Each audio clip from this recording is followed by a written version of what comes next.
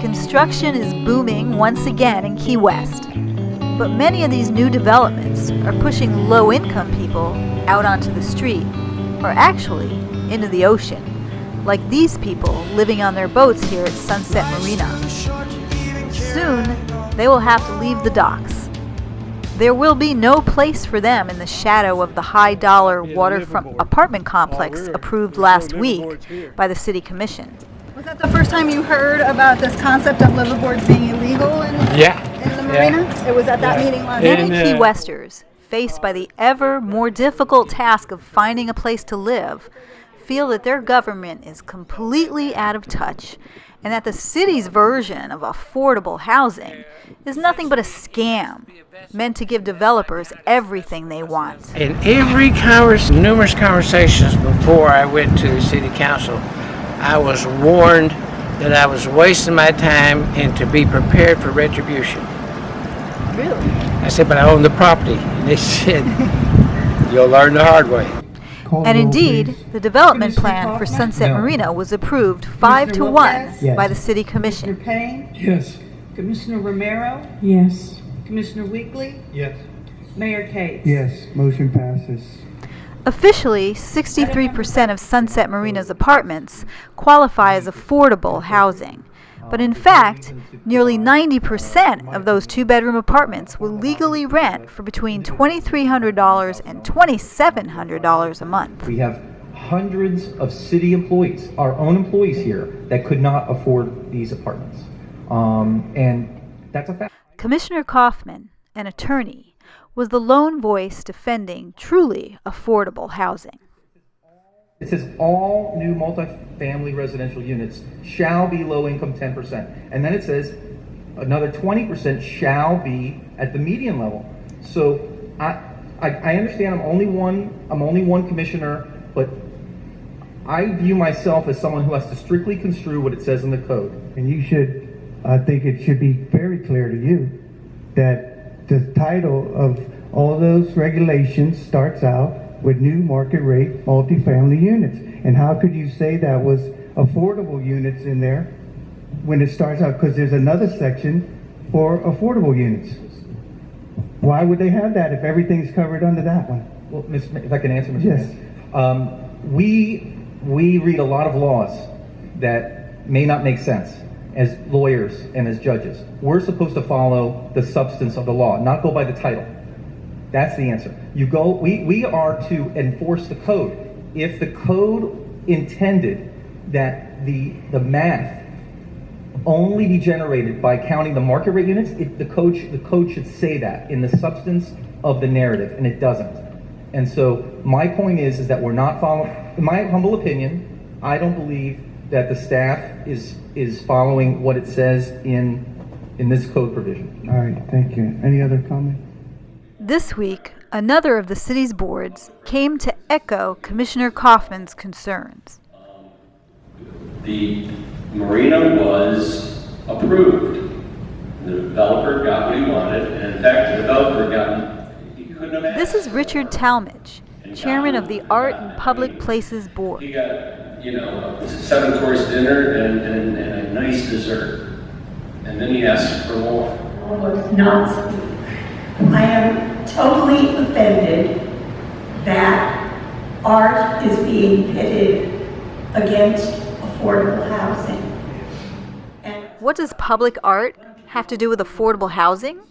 And why such rebellion by the Art Board? Here's the explanation.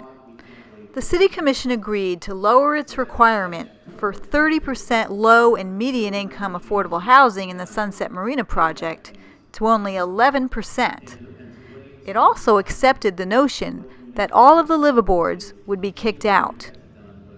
But then they tried to recover some of those lost affordable units by scuttling the requirement that 1% of construction costs go towards public art. I truly appreciate art, but at the same time... This is Barton Smith, developer of Sunset Marina. To have 1% right from the beginning be taken out of that construction cost and have to go to art and public places, that is a hit. So if you have $120,000 that's going to art and public places, And if I ran some Excel sheets on what you could do if you had different numbers, and you could invariably lead to getting, if you increase the amount of market rates by 5, you Mayor could get 3 Cates more found the lows argument clear out of and those compelling, 32. And then but the members of other the art board had quite a different opinion.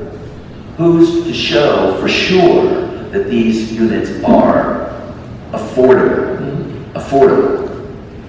And because I don't know that, and I don't trust developers. I'm sorry. I mean, they're wonderful guys. I'm sure they have a beer with. It's time to get going and be serious and follow the rules. And I'm somebody who could never in a million years afford the rents that you are calling affordable. There is no way I could do that.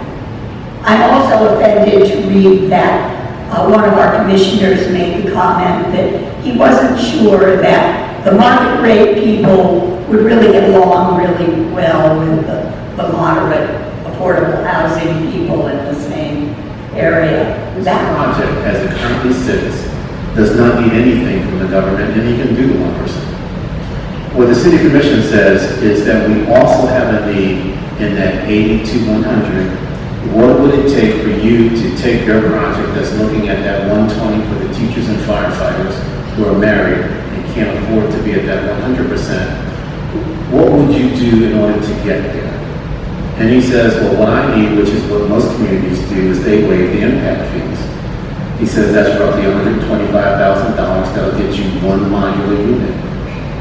What else would you need? Well, if you waive art in public places, I can get another modular for $125, and basically he's going to eat the cost of the foundation. So that gets you 2 meetings.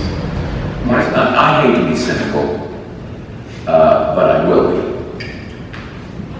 And a cliche is the camel's nose is under the tent. And once we give away the 1% to the next developer, he'll use this as a precedent. Art in public places fee is that in statute, the way that it's written, there is no room for negotiation. The 1% fee is based on 1% of the cost of building permits. And the only people that are exempt from this are nonprofits. Now, the Sunset Marina development is not a nonprofit. That's a for-profit enterprise. The term liveaboard has a negative connotation that it's some gray-haired old man living on a dilapidated boat in the middle of the harbor. A liveaboard, as described, more accurate thing is they're middle-class professionals that live in this marina, that live and work in this city, and have slips that they personally own.